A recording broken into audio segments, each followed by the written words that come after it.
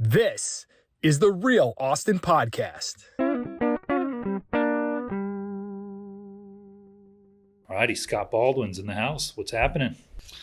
Not much. Thank you for having me. Are you recovered? That's the real question, because a week ago we were sitting at our daughter's swim meet or swim practice, and you were getting ready to go off to a 100-mile race, which I don't know why I thought it was you were running 100 miles. And when I asked you how long the race was, you were like, it's 100. Yeah. Why do you say like that? And then I started telling people, some of the other dads, that you were doing that. And I was like, yeah, he said he's going to do it in 7 hours. And they were like, what? That's no. So you did a bike race. Yes. Tell us about it. You're a few days removed, 4 days removed from it. Does it take your body like that long to recover, or are you good? No, I'm good. Yeah. So I did Unbound Gravel, which is the biggest gravel bike race in basically the world. So 5,000 participants. It's in Emporia, Kansas, this super small town that I think only 20,000 people live there. Wow. So they get this influx. Like I said, 50,000 people do it. It's represented from all 50 states and then also 40 countries. So it's massive. They call it the Super Bowl of gravel. Yeah. So for me, I'm fine today. I was actually fine the following day. I think the thing that made me exhausted was it's a 9-hour drive. So that was the taxing thing. So just woke up, general exhaustion, but my legs were pretty good. I did it with two other people, two buddies. We made a commitment that we wouldn't drop each other. So I was totally fine. I had done a 100-mile race a month ago, and that one was in a small town in Texas. And I think just doing that one and knowing I could do it, but then I also tinkered with some equipment just to feel more comfortable with this one. So yeah, doing pretty good. Was the one you did previously paved? No, that's all gravel too. And so. How big of a difference is it when you're comparing a gravel race to a street race? Yeah, so it's a huge difference because on just road racing, you're in you're just going for speed.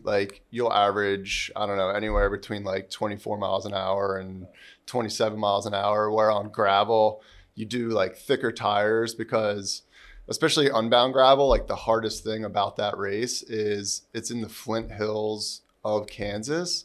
And the background about the Flint Hills is the Native Americans back in the day, they would actually take those flint rocks and that's what they would make their arrowheads out of. So it's tire piercing, destroys tires. So you have to make sure your setup is really good. You need really thick tires. Thick tires though are going to slow you down. So yeah, that's the big difference. Yeah, I was thinking about after the race, your drive home. Yeah. And again, I should have known it was a race, or it was a bike race, because I saw your bike rack loaded up on your car, and you even told me. And that's why I haven't asked you anything about the race, because we said let's schedule this podcast for right after the race, so you can talk about that. But there's also several other things that anyone listening to this, on a spectrum of you've never done any type of race before, all the way to you're an endurance athlete, you're in it every day. That whole spectrum, people can get value from what we're going to talk about, because you have a family, you're busy, the training aspect of doing these races is extremely taxing. The preparation, knowing what race you're going to do next, all that, there's so much that goes into it. Yeah. And quite frankly, I'm not I wouldn't say I'm an athlete the way you are, but I grew up as an athlete, played sports. I never really had the itch to do a race like this. Yeah. Even my friends back in the day, a 5K, a 10K, which for you, that's nothing. Yeah. That's like the warm up. That's this morning. Yeah. Yeah. Yeah. But I've never had a desire to do that. But so many people, it's become so popular, especially over the last few years. And so many people want to do it, but there's this like, where do I start? So you and I discussed like maybe sharing some actionable steps of how someone could start with their first race, because it doesn't have to be a 100-mile gravel bike race. It doesn't have to be a marathon or an Ironman, which are all things that you've done. So I do want to also hear like more about all the, your resume, so to speak. And then you're working on something because you saw a gap in the market, a product that will be extremely valuable to people that are in the sport. So let's kind of start with, you do all these big races now, but that's not how it started. Do you remember like what your first race was that was beyond like maybe a school event or a fundraiser? Yeah, absolutely. And I think like you bring up a good point, because I think living in Austin, especially, there's like this like endurance bubble. There's one, we have the infrastructure. So like Town Lake, like there's so many different like waypoints. So you can do a 3-mile loop, you can do a 5-mile loop, you can do a 10-mile loop. Like if you get out there in the morning, like it's usually still comfortable enough to run. I think for you, saying you've never had the itch is it's almost like you have to do your first, because even on Memorial Day, they have this thing in Austin, downtown Austin, called the Cap Tex Tri. And that you can do the rookie race, you can do a sprint race, you can do a relay. They have like all different things. One of my other friends, also a dad, really busy, travels all the time. He did the rookie race. He originally signed up for the sprint, but just traveled so much, so he like scaled it back. And I think like the biggest thing about doing your first and like really getting the experience, like he walked away with it saying like, oh man, like I was intimidated, but like when I actually saw the community around this like thing that was happening, it was great. Like he was super nervous about the swim.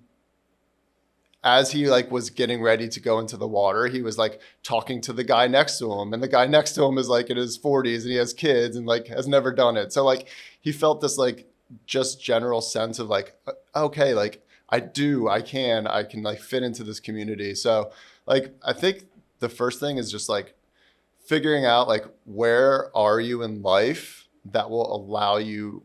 And again, like you don't have to do an Ironman like your first. Like I have friends who have like just not gone and done it, but they've like prepared for an Ironman. But like a 5K, like if you're busy, if you have a life, if you do travel, like just start super small. Figure out like, can I put in 3 hours a week, or, anything like that. And I mean, I think the beauty of like all these sports, like running, biking, swimming, like they're pretty accessible. Like you can run with just shoes. Like you don't need like, it's not ice hockey where you need like all this stuff and like have a specific place to go. Yeah. So yeah. And I think that's the overwhelming part is like seeing social media, seeing what's out there. Yeah. And it's like, am I, a wimp for only wanting to start with a 5K? But like you said, it's starting small and the time commitment. So what would you say, like for someone who doesn't run at all? Yeah. If they wanted to do a 5K, how much time per week do you think they would need to train leading up to it? Maybe a month in advance or 2 months or 5 months, whatever, to get ready to be able to fully run. They don't have to get like, not for time, but to be able to finish a 5K. Because what's that? 3.2? Yeah, 3.2. 3.2 miles. Yeah. Yeah. And I think a 5K is a good example. You also like, you kind of need to look at yourself as well. Like look in the mirror, like, have you not done anything for years? Or, how is your health? Like, do you have a good diet, or like, do you drink, or do you smoke, or like any of that stuff? So I think it just like really depends on everyone. But, I think if you can at least, I mean, years ago, like running is my worst thing, but like I was running like 9-minute miles, like which is not good at all. But like you just start somewhere, like just getting like start if you can just do 30 minutes, like start there, like start building some kind of endurance. And I think for like a 5K, like if you want to do like seemingly like somewhat decent and like you could probably have 6 weeks, like just putting in the time and the energy. 3 miles, like when you get to that 3 mile mark, you're going to be like, oh, this was like not that hard. And then a lot of like our brains are mentally wired of like, okay, like I'm going to do like the next thing. So yeah. And that training part, I mean, I guess when I ask you that, there are so many other variables as far as like, someone who's in shape, who goes to Orange Theory or who works out regularly, that's just like, I don't run, but I want to start. Yep. That's a different story compared to someone who eats fast food all the time and is overweight and just needs to like clean that up. Yeah. And that's so much. Yeah. That's a huge part of it. I think my journey to, I don't know, being where I am today and like doing all of this stuff is I had like this big reflection point when I turned 40. So I told you not to age yourself on this podcast, but continue. But we did I think a large part of it was like, we all were stuck in COVID and like not doing like living our best selves and our best lives. And, for that very specific birthday, we ended up going to San Diego, and it was like we were getting out of COVID times. And so it was like the first trip like myself or like all of my friends had. So like, love my wife. She put together this like amazing trip. All these people flew out for it. And like, it was just 4 days. And my kids came out, my in-laws came out, but it was like 4 days of just like drinking and like putting our bodies through like terrible things. And on the last day, I like walked out of there and I was like, I don't know. I just made this like, I had this like kumbaya decision. Like, I was like, I don't want to do this anymore. Like, I didn't want to look 15 years down the road, still living the 15 years I had done previously. And I just want to like set good examples, like feel better. So like, that's kind of like, and I think a lot of people just have these like, all of a sudden like you want to change your life, or you have these moments of reflection where you're like, I can be doing better.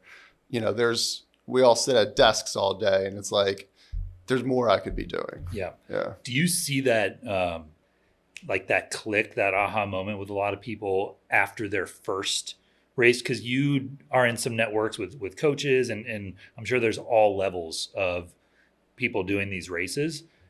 Like, are you around rookies or people who are doing their first race? And like, do you usually see like that spark okay, now I'm doing another one, but even bigger? Yeah. Like your friend? Yeah, absolutely.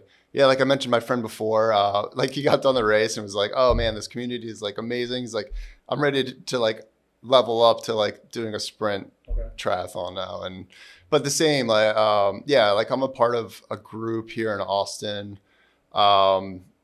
It's called NVDM. Like a lot of people know it. I think it's like it's weirdly like one of the largest triathlon teams in the world.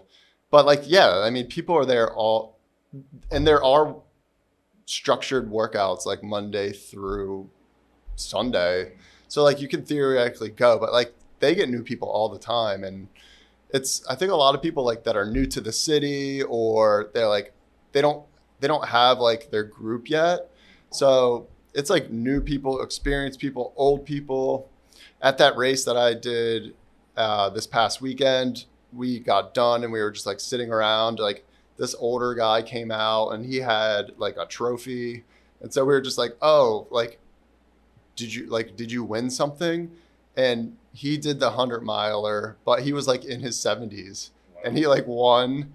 And then as we were sitting there also, we hear like over the finish line, like the announcer, this dude was like 91 and he finished. And then like we saw him walking by afterwards, and you would be like, like he looked like he was 91 and he was walking like but he like finished the same race that we did. Yeah. And when you say old people, it like made me laugh because, there's probably people in their 20s. I don't know. Do you see like teenagers doing these races? I'm seeing more and more. Yeah, like at the Cap Tex one, there was definitely some teenagers. Like this other a kid that's really really good on our team. He just finished high school, so he's just about to go to college now. Yeah. So you look at that, and those guys are like, oh, this 42-year-old guy did it. Yeah. And you don't look that like you, and age is it's all relative. Yeah, and when you think about, 40 is the new 20 or 25 or whatever, it really is that case. Like you're seeing a lot of 60 and 70-year-olds do these races, do marathons, and it's all about their mindset and like what you train your body to do over time. And 40 has this, like, I've always thought of 40 as this, like, that's old. Yeah. Once you hit 40, but there's so many resources now, so many outlets to be like, yeah, I'm 40, 45, 50, but I'm still doing the stuff that 20-year-olds are doing. Yeah. Yeah. And I think for me, especially, like, I always take tremendous amount of pride knowing that I do have children and I have a wife and I have a very busy life. So like when I am beating the people that I know that are in their 30s and they're like single and like they have all the time, and like when you're living it, you don't realize you have all the time in the world, but like they have all the time in the world. Like I'm trying to fit in, my maximum is usually like 12 hours a week.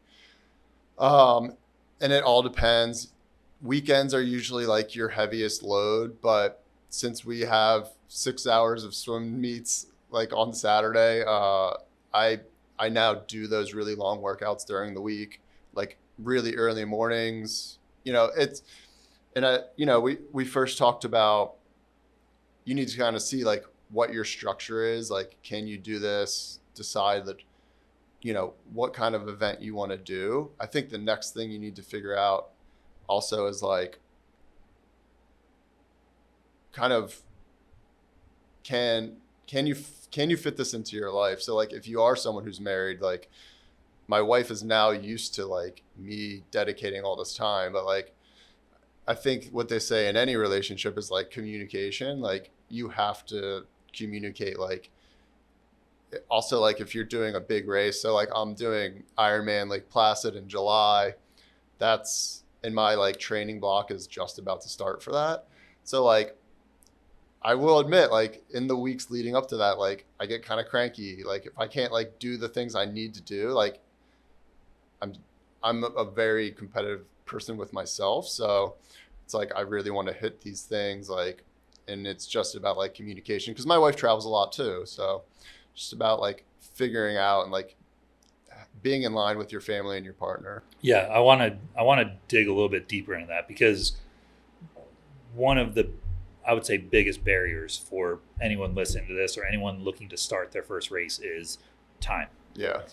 And wanted to make it clear that like, I see you Scott and I have daughters, and our son his son and my daughter go to the same daycare. Our daughters go to the same school. Like we see each other at daycare drop off in the morning, 7:30 in the mornings. We see each other at swim team in the afternoon at 5, 6 o'clock. And then on the weekends, like you said. So that's probably the biggest thing. Like someone with 1 kid, 2 kids, 4 kids, whatever, time. Yeah. You said it's mornings, or like, what does your structure look like to be able to fit in the type of training you need to do for these more extreme races? But maybe someone that's listening to this that wants to do a smaller scale race that doesn't require as much training. Yeah. They can kind of work off that. I mean, there's 24 hours in a day. Obviously we're sleeping for 7, 8 of those. So it might require some sacrifices, getting up earlier, staying up later. What does that look like for you to make time to do all of the training you need and be present with your family? Yeah. So what you just said is the most important thing, is like being present with my family. When I first started like this journey, Yeah. How old were you when you first, did you have kids when you 40, first started racing? yeah. Oh, so 40 was like, I didn't realize that. Yeah, so I did my first triathlon, which was the New York City Triathlon in 2009. Okay. And that was just like, I wanted to do it. It was like through Manhattan. It was like amazing. Yeah. We lived there. And then, yeah, just like everybody, like time grabbed me and I worked nonstop and continue to work. But like, that was like a huge priority and still is a big priority. But like, yeah. So that at birthday, that 40 moment. that birthday was like when all of this started. Yeah. Okay. I kind of thought you just like had a moment where you were like, all right, I'm doing these events, but then I'm trashing my body. Yeah. Okay. I didn't realize that it was that new. Yeah. I just was trashing my body. Yeah. Just trashing your body for that many years. When you were working over those several years in between 2009 and whatever, a couple years ago, was it something you wanted to do more of since you did that triathlon? Were you like, I want to do it, I just don't have the time because you didn't have kids yet? Yeah. Yeah. That's like I worked out. Like I would go to the gym, get on the treadmill. Like, but yeah, I think I always wanted to do it, but was just like non-committal. And, we were still moving around a lot. So just, doing that and enjoying life. Yeah. And they weren't quite as popular as they are today. I feel like they've always been around, but like that's true. Yeah. They're way more mainstream today. Yeah. Like. And I guess generally speaking, that's probably like the influx of social media. Like I think it's also easier to watch these things now. So like the two biggest, I guess, companies that do triathlon, which is like, there's two competing events. Like everybody knows Ironman, which is like a brand. And then there's another event called the T100. But yeah, like it's all live stream now. Like you can just see more of it. Like the fact that we're even talking about this, like I'm sure in your feed, like you're going to get like running stuff or whatever. So yeah, it's just, it literally, the catalyst was that birthday. Yeah. So that was like the start of it. My first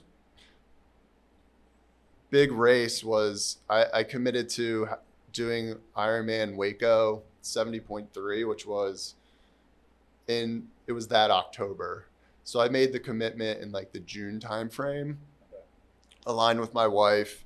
But kind of what you were saying before, like I've always made this commitment that it wouldn't take away time from my family, which makes it harder because that means I do get up early or, obviously like sleep is one of the most important things for recovery. So like try to get like 7 to 8 hours of sleep. But, like on those long blocks of like Saturday training, like if I'm getting close to a race or whatever, like I will get up at 4:30. I will get up at 5. I'll bike on my trainer in the garage for 3 or 4 hours. Like, and people are like, how could you do that? Like staring at a wall. Yeah. But I mean, I do like have a TV on. Like I'll be watching some like terrible movie that no one in my family wants to watch. Yeah. So that'll get you through it. Yeah. Okay. So early mornings are pretty much a must. If you have kids that are inevitably going to wake up not too long after that, probably in the 6 to 7 range, or if you're my kids, in the 5s. Yeah.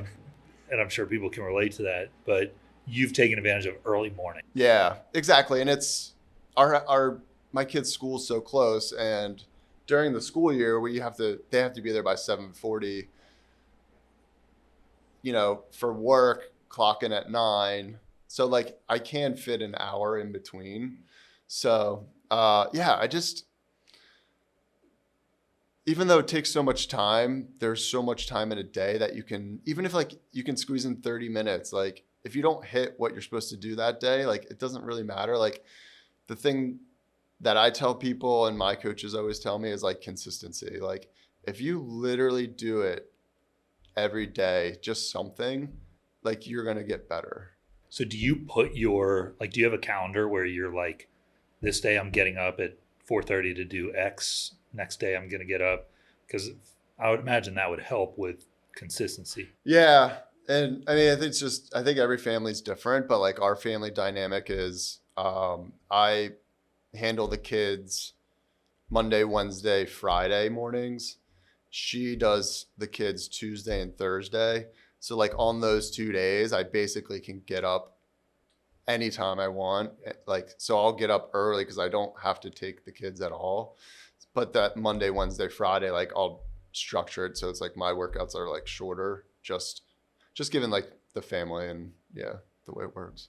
And also, I guess it's taking advantage of those times where you can kind of double dip. Like the other day, I saw we took our daughters to swim practice and you were swimming laps, and we have the setup that allows for that, like our pool where you can reserve lanes. And while she was in swimming practice, you took 30 minutes to swim laps and do some training. Yeah. But we all have kids in various things, sports, after school activities, whatever. Yeah. So maybe like taking advantage of those times. And if you drop your kid off for 30 minutes, maybe that's 20 minutes that you have for a run so you can cool down and then be ready. Yeah, exactly. Or like, I know your daughter does dance. Like if you were really committed to like running, like she's at dance class, like she's protected. She's doing her thing. Like we all have phones, like just run in a circle, like around the neighborhood for 30 minutes. Or like this year, my daughter, her soccer practices were at a middle school, and that middle school had a track. So it was like, one, you feel like the good guy because like you're like, yeah, I'll take her to every soccer practice. But then like selfishly, I'm like, it's because I can also like run around this track for an hour. Yeah. Do you have to do weight training as well with your training regimen? Yeah. So weight training, I do that on Thursdays. It makes a huge difference. Where do you do that? So my coach, shout out to Coach Harold. He's got a fully built out like strength training program like in his garage. So, I mean, he has everything. He's been doing it for like 15 years, and he's probably like the most experienced strength training, like triathlon coach that I've like ever encountered. So, yeah. And how's that in the middle of the summer? Yeah, it's gotten hot. But yeah, the humidity has been like brutal. So just sweat it out. Yeah. So as far as the actionable steps, we have starting small. Yeah. Finding some sort of training, like working it into your schedule. Morning is probably best. Once you do it in the morning and knock it out, then it's like you're done for the day. We know things come up. Your kid's not going to sleep when they were supposed to, all the things that we deal with as parents. How does someone know like what type of training to do? What are the best resources for someone starting right now?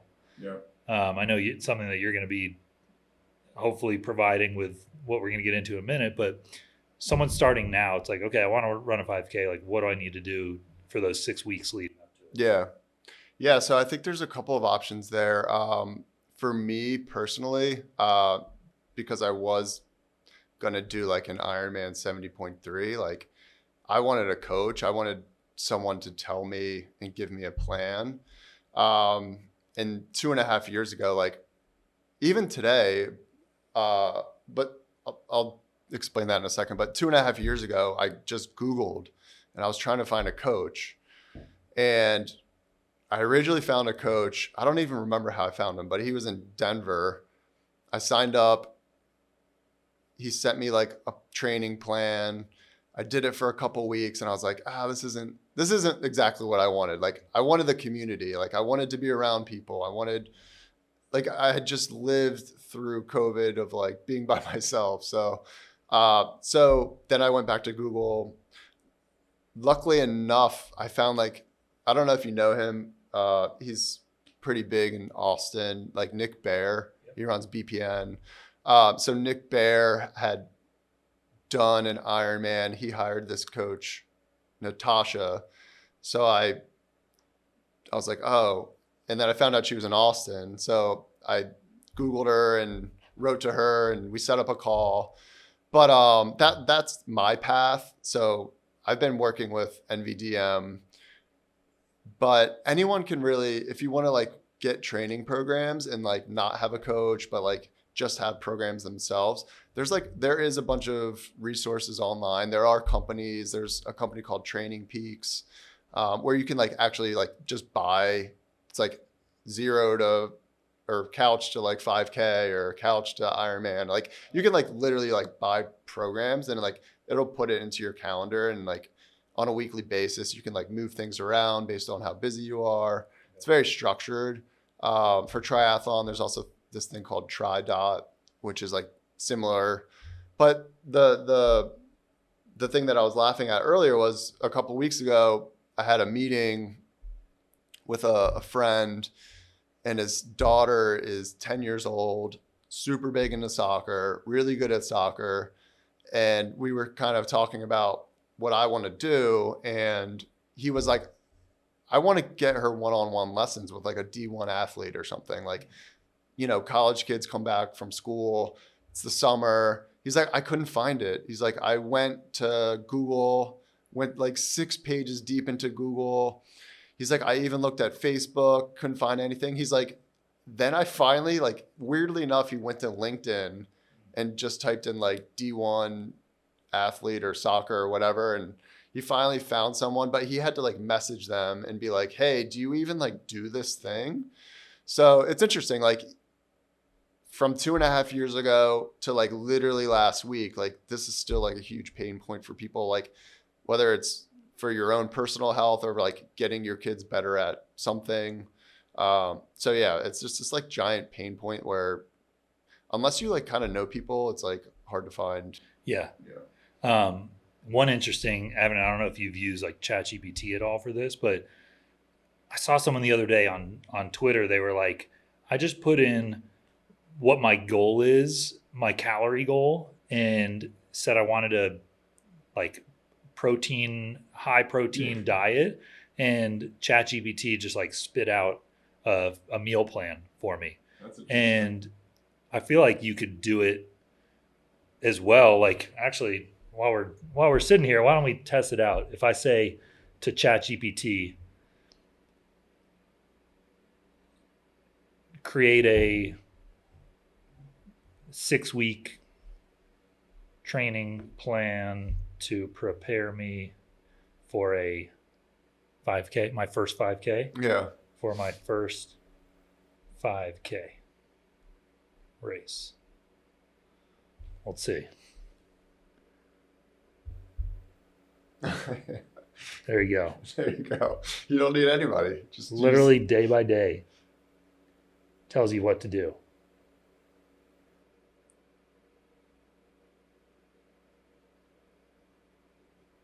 There you go. 6 weeks. Oh, that is interesting because it actually gives you paces and stuff too. It says like hydration, nutrition tips, listen to your body, intervals. So like, I think at the very like base level that certainly could work. Yeah.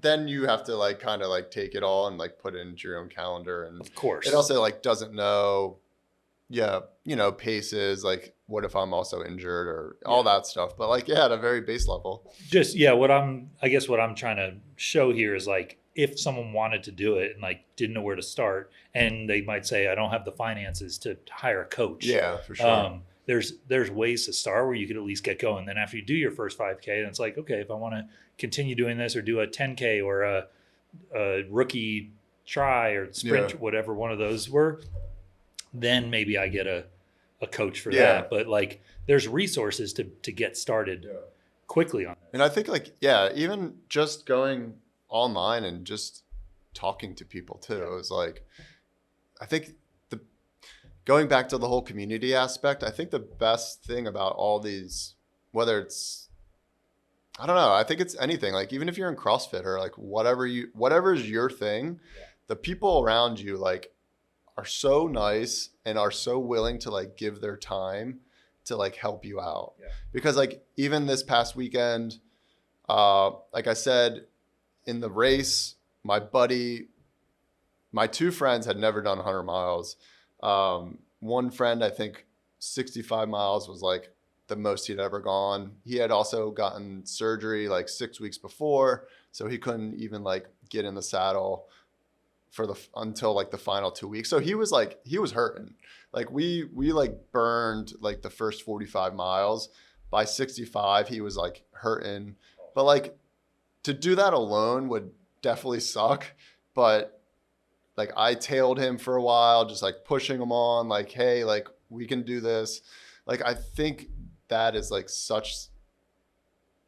whether you go to church and that is your thing, or whether it's sport, like it's all about like at the end of the day, like this community aspect. Yeah, community is huge. Really quickly, how do you pee on those things? Do you just like piss in your shorts? Yeah. So funny enough, For some reason I was thinking about that. Yeah, no, totally. This weekend. So my one friend, he's actually like awesome at CrossFit. So like he's just started to get into endurance, but he's like a big dude.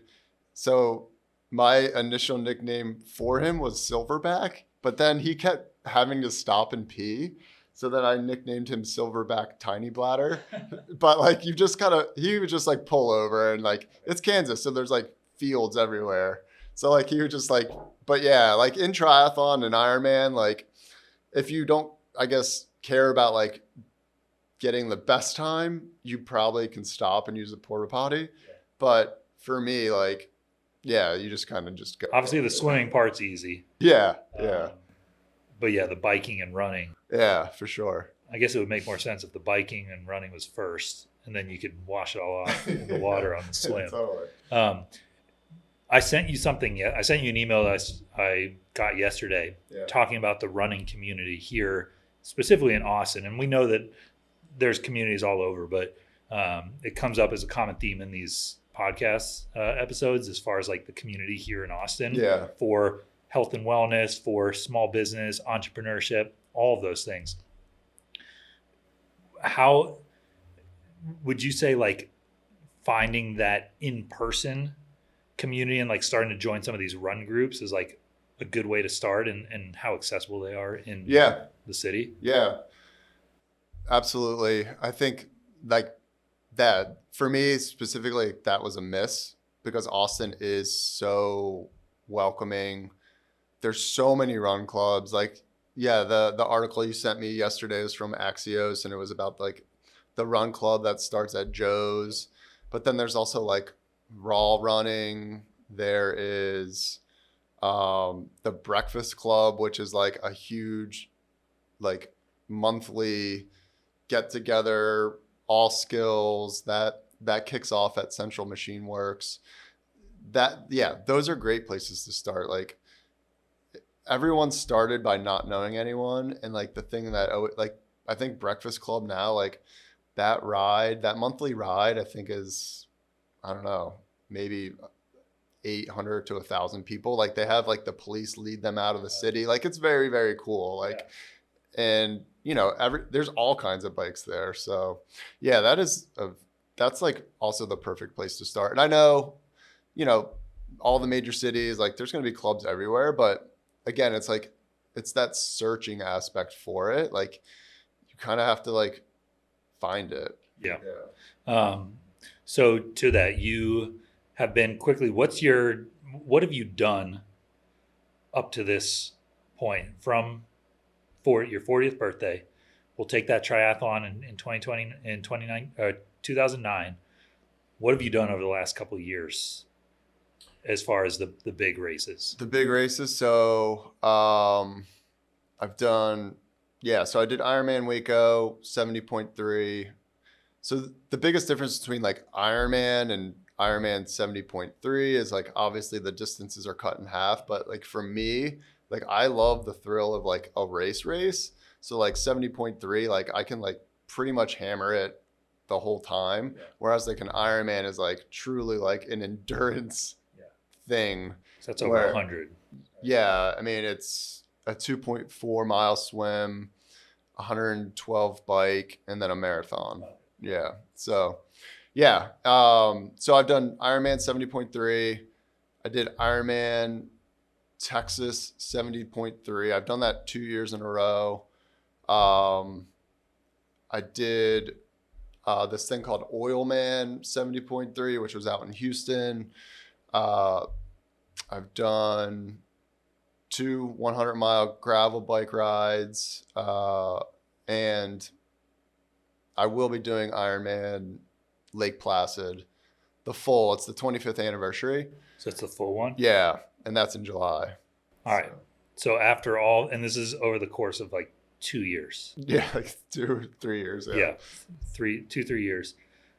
With all this experience, you noticed a gap in the market of finding resources, finding coaches, finding, the big thing of this community, especially with social media, the people that I know that have done these types of races or cyclists or whatever, they use like Strava, something to track each other. I've been, my brother-in-law and my mother-in-law's husband, they're both he's a cyclist.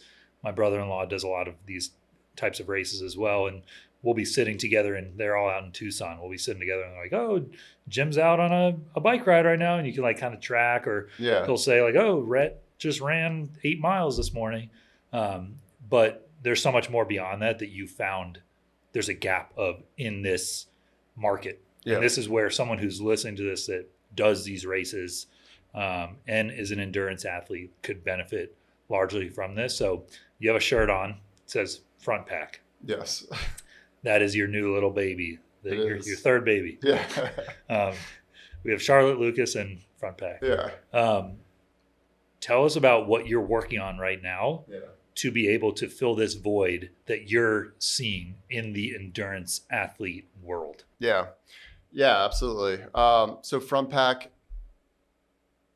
the grand vision of it is the world of sports.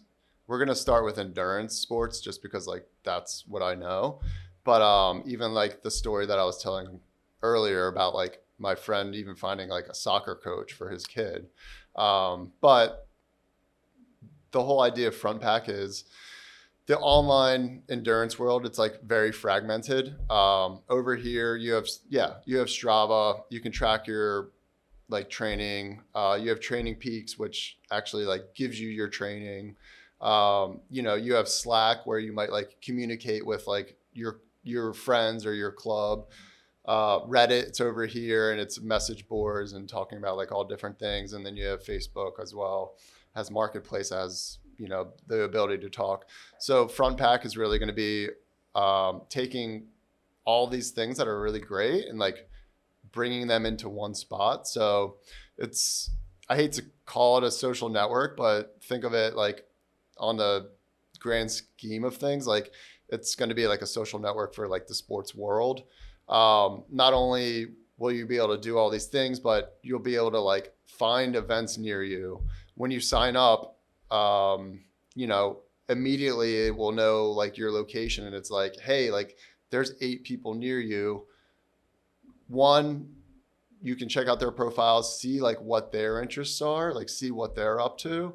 The main thing that I want is like a positive community. Like you said, Strava is great, and everyone I know uses Strava, but Strava is really good at what they do because they highlight what you've just done. Whereas like on Front Pack, I also want it to be like, hey, Ian's doing his first, it'll like, because you'll put in your events, it'll say in 3 days, Ian's doing his first 5K, like pump him up about it.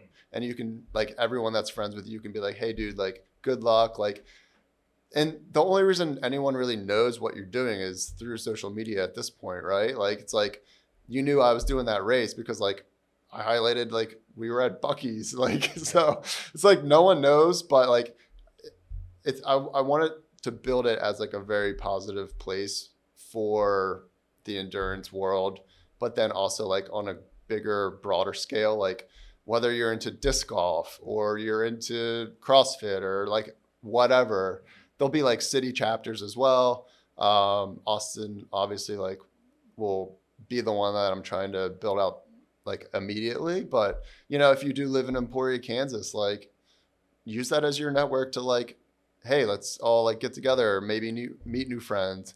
And then from a coaching perspective, like I said before, like it took me a while to find my group. It takes other people like, so within Front Pack as well, like through the search bar, be like, hey, I want a soccer coach, or I want a triathlon coach. And like the people who build out their profiles, it's real people. Like I'm making it so like there can't be bots. Like you can't hide behind something and like be negative and like just be a jerk, or like we just want like real authenticity. Yeah, that's the scary thing with like social media these days, is that they're filled with all these like different Facebook groups are filled with people who like kind of fuel the For fire. sure, right? Yeah. So the fact that it's all about positivity, supporting your community, supporting your running and endurance community, and none of the drama that comes with like Facebook and all that kind of stuff. Yeah, absolutely. So where are you in the I know it's early stages right now. So what's your vision as far as like when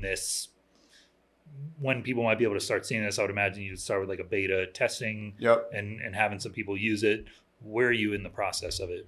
Yeah, absolutely. So it's been in the back of my mind for probably a year, to even figure out if this like hypothesis would be like something that would work out.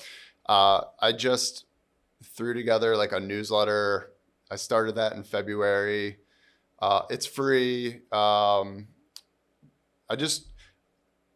I said, it's a community that's totally fragmented. So within this newsletter, it comes out every Friday. Like I said, it's free. It basically takes like everything that happened in the world of endurance and puts it into one spot. So like usually at the top, it like will highlight like the top races that happened, like who won, what were the times, like was there any drama, like, and then I'll highlight things that are happening within the industry, like in the running world, like did new shoes come out, like did someone review shoes, cycling, like all that stuff. Usually just for like some personal anecdotes, like I'll build in like business updates or, the one that's going to come out tomorrow, it'll highlight my Unbound journey and like the race. But I just make it high level, digestible, funny, like just try to like, update people. So with that, I started in February. I was just like, hey, let's see, like, what do people even care? So yeah, I mean, it's not a ton of people, but like right now I have like almost 1,000 people subscribed to the newsletter. So like, that's good. So like it showed to me like people would be interested in like this thing. And then the actual platform right now, building that out, it's going to launch as an app, and it'll be a web version as well. But like we're all on our phones. Like it's just easier. Like when you're at bed at night, like, are you on your phone or are you on your laptop? Like you're on your phone. So building out that right now, like you said, it will be like, it's going to be, I will open it up and people can just like put their email on. So like, not only like my newsletter will like invite everybody that follows that, but like you will be able to put your email for like a wait list, but then launch it in like a structured like beta, just to make sure like one, that it's like useful for people, and then two, like make sure like the things that are going to be on it are what people want. One other thing that I think will be really unique is this thing called challenge. Anyone that does any sport is like competitive. So it's like, hey, like Ian, like we're doing the same race. Like I'll challenge you like $15 to like see who has a better time. Like, and then we would like do the race, and then it would, we would say like, hey, Scott or Ian won. And then it would like on the platform, it'll keep you like your score. So like, what are your like all-time challenges? Like, hey, like Ian's 118, he's lost 7. Like here's like his like lifetime like winnings or Like, Yeah. like I think that'll be like really fun. Just like almost like gamification of it. For sure. Yeah. Yeah. You think about like, the Floyd Mayweather, the 50-0 guy. Yeah, yeah. People are going to start coming after those people. Yeah, The ones that are exactly, like unbeatable. Yeah. I mean, everyone thrives on competition. It's something that, I've tried teaching Katie about. Yeah. As a 6-year-old, it's kind of hard, Yeah. but she's asked me because I'll talk to her about being competitive and all of that. And she's like, am I competitive? And I'll ask her, I won't say yes or no. I'll just ask her questions about like, well, how do you feel when this happens? Or when you finish a swimming race and you didn't touch the wall first, or you didn't get a ribbon, how does it make you feel? And kind of teaching that, because at the end of the day, like, is everything about winning and losing? No. But has the participation trophy era kind of taken over all of us? Yes. Yeah. And we need to get like, it's a lot more fun to win than it is to lose. Yeah. And while that might not be everything, I think adding that competition, the challenge aspect of it will make people more excited about doing it. And it's public, within the app. So like, if you challenge me, I can see on the app afterward. Like, we don't have to announce it on Facebook. It's like, it's right there. Yeah.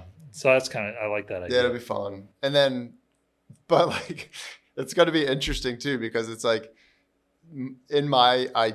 the idea is like we challenge each other to races, but like literally people could like challenge each other to like hot dog eating like you can like there's no like limit as to like what you do. Okay. So I can maybe go into like a wing eating. Yeah, exactly. Yeah. Or I mean, it could be a challenge. Maybe a challenge is like, I challenge you to do your first 5K. Yeah. And totally. it's like, okay, well now I'm called out on this app. Yeah. It's like the double dog dare and Billy Madison. Exactly.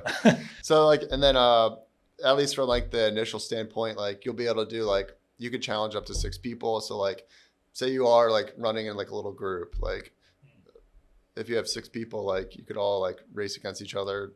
If everyone threw in $100, like that winner could get $600. So yeah. I like that. Interesting. Yeah. So obviously building this stuff out takes a long time. Do you have someone listening to this that is interested or is like, hey, this is something this is a great idea.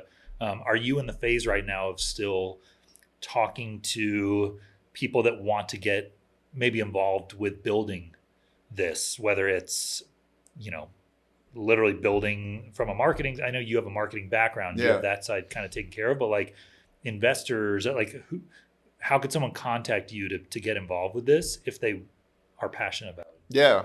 If you're passionate, you have ideas. Like, I think the biggest thing for me too is like, I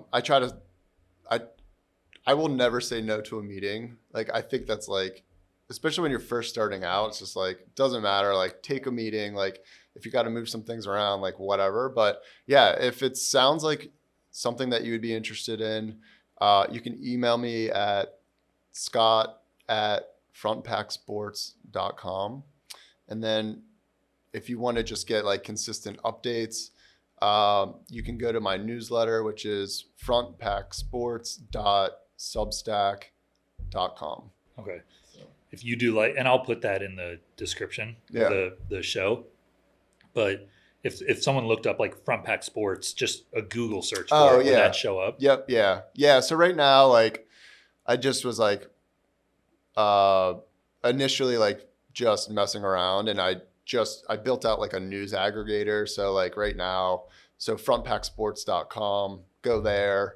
There is a contact page. You can just contact me from there as well. Okay. So as of today, you can check out the newsletter, follow. I'm sure you'll give updates in the newsletter, like as things progress with the app. Yeah, exactly. With the platform. And I recommend people contact you for some of these, like you said, you don't turn down a meeting, even if it's just like asking you basic questions about some of the things we discussed today, getting started, and maybe some resources around. I know you're always willing to point people in the right direction. Yeah. No, I mean, I had a friend reach out yesterday. He's like driving back to Massachusetts, and he was like, "Hey, I need to buy a bike rack And he's like, I need a bike rack hitch. He's like, can you recommend? I was like, yeah, like if you need anything, just reach out to me. Like no question is a dumb question. The only question that is dumb is the one that goes unasked. Yep.